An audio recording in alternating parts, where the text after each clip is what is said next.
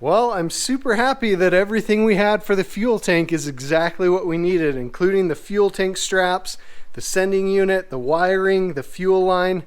It was all here.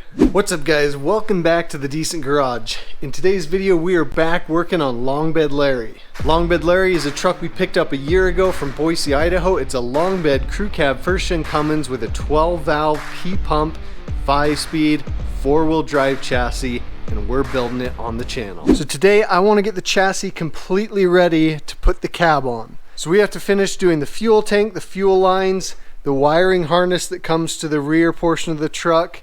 We have a relocation kit for our emergency brake cables. I've got a transfer case lined up. We're going to see if we can get it in this video. I do want to get that in before we put the cab on for sure. We need to get in the cab and find the wiring harness that goes to the rear. I think it's in that bottom tub back there. So I'm going to hop in there and see what I can find.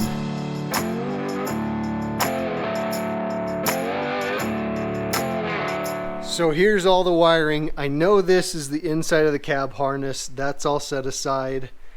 Here's the engine bay harness. It's kind of a mess. Like, I don't know where all that stuff goes. Then there's these two other harnesses here, so we have to figure out where those go. So I'm going to try and make sense of all this, get it kind of laid out, see what we need to do, and see if this is usable.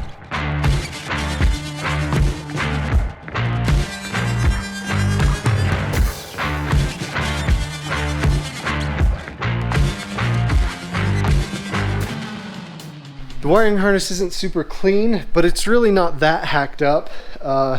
We'll clean it up as we can, put new tape on it, really try and make it nice. But again, I'm on a budget on this build. We're gonna try and make things work that I have and just try and do the best with what we have, I guess.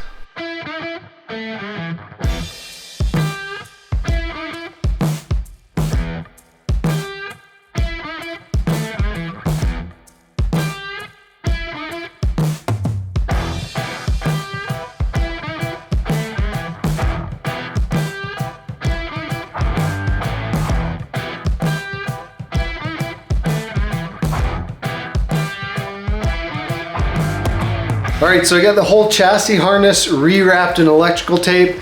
I ran to Harbor Freight and got some wire loom, so we're going to loom this up nicely, and then we'll put it in here, mock it up, and then hopefully put the tank in and mock that up too and see how it fits.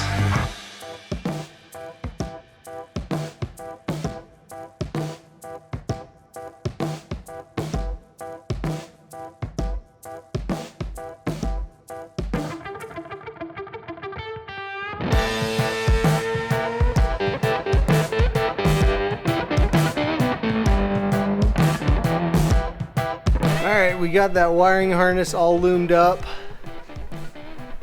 tucked neatly into the frame.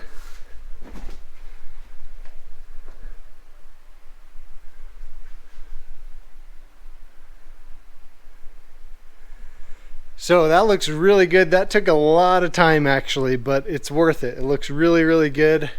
I don't know if this is going to be long enough. We may have to extend this part of the harness right here.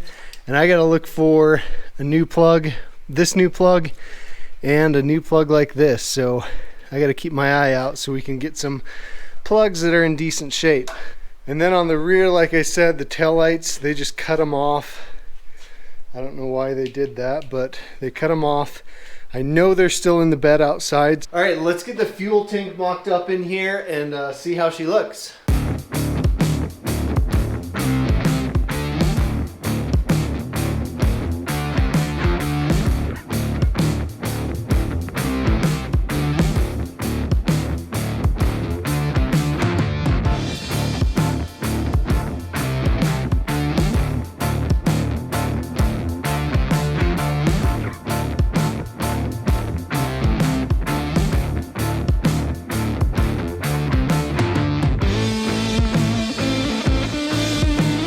Alright, so here's the tank all mocked up.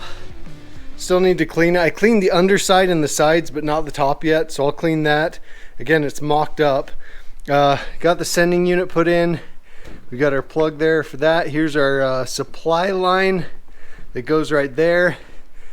I'm going to replace the rubber hoses, but I'm going to reuse the metal hoses that I can. Got our filler neck, and then I gotta find the bolts I want to attach the straps to the frame. So that'll come up. I installed the just temporarily the lift pump. We are gonna go with the stock lift pump. This thing's not gonna see more than 450 horsepower, so gonna go with the stock mechanical lift pump. Here's our supply line, so we just have to connect this to our supply line back there that comes up just a ways.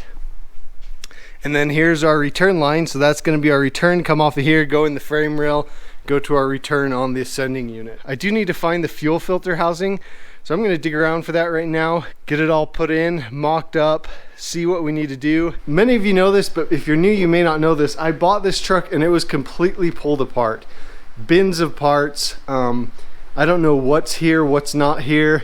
What is here, I don't know what year of truck it's off of, so I'm just trying to kind of piece things together, see what will work and what doesn't work. We're going to use new stuff, but we're going to try and make as much stuff work that we have as we can. So in searching for the fuel filter housing, I found another bin with a lot of the engine compartment components of the 12 valve. I didn't know this, but I've got the 2nd gen engine harness for the 12 valve. I've got this engine harness, and I believe it is also for a 12 valve. The reason that I say that is it's got grid heaters, so I don't think gassers have grid heaters that I know of. I've got 2 engine bay wiring harnesses. Somehow I'm gonna have to mate these two together because the interior harness is gonna be from the 1st gen one. I looked at Prospector Bob, and he is wired up with that same way, mated a 2nd gen engine harness to a 1st gen bulkhead somehow. I don't know how, but I may be reaching my limits on the electrical of this build, at least for this component of it. So I'm gonna take my hands off the electrical for now, reach out to some people, see if I can get some help on that, but I'm gonna keep looking for that fuel filter housing because I don't know where it is. So I can't find the fuel filter housing in here. It's snowing. I think it is in this pile somewhere. So yeah, I'm not gonna grab it right now. Let's get back in here. I'm gonna show you 2 products that I ordered.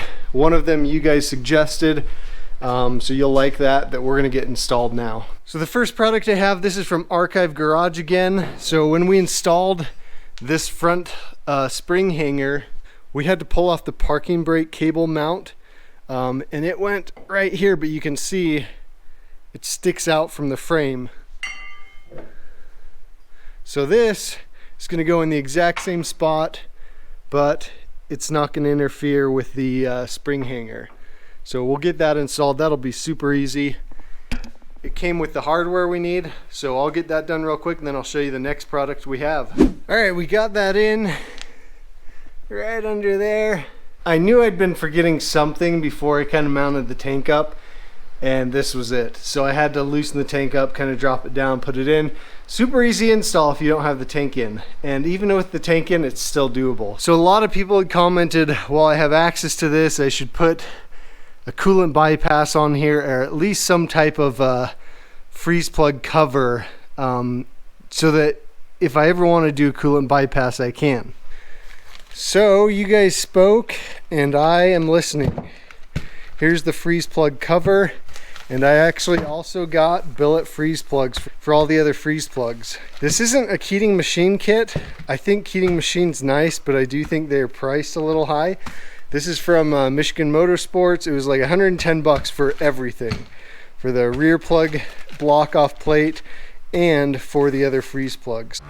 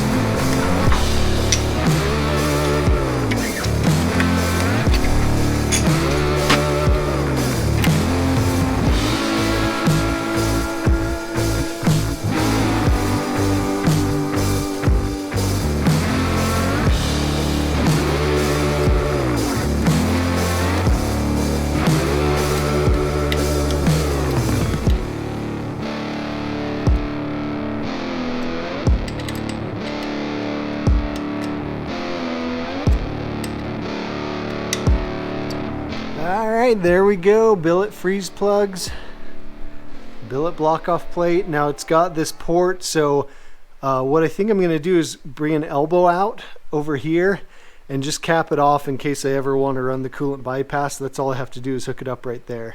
But I couldn't justify spending the money on a fleece one with the whole thermostat in it. I know that's the way to go for the high horsepower trucks, but this isn't going to be a high horsepower truck in that regard. So we're going to be fine with the block off plate for now, but those look good. 110 bucks or so, pretty good price. Also, the kit came with this plug, and I don't know where this one's supposed to go. So if you know, comment below. Let me know where's this one supposed to go. So in the last video, we ran out of brake line to replace this one. I've since gotten some, so I'm going to replace this real quick.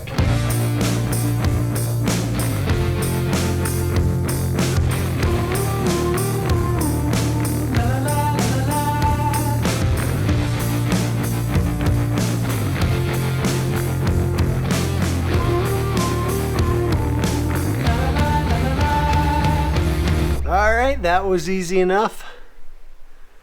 New brake line in. It will be painted black along with the axle, so everything will match.